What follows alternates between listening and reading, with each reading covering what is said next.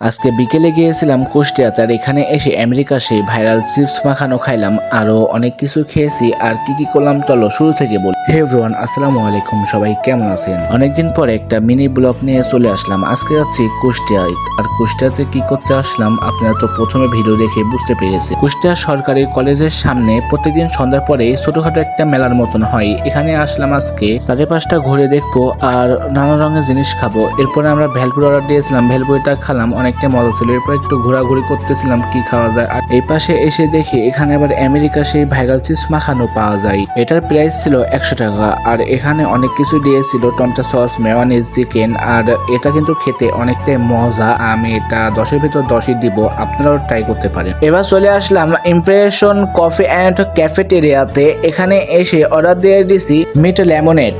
Order দেওয়ার সঙ্গে সঙ্গে ভাইয়া বানাতে শুরু করে দিয়েছে। এবার বানানো শেষ, আমার হাতে দিয়ে দিছে, আমি এবার ট্রাই করব। খেতে কিন্তু অসাধারণ ছিল। এখানে ঘোরাঘুরি করতে করতে অনেক রাত হয়ে গেছে, এবার বাসা ঠিক রওনা দিব। রাত বেজে গেছে 10টা। আর সবাই ভালো থাকবেন, আল্লাহ হাফেজ।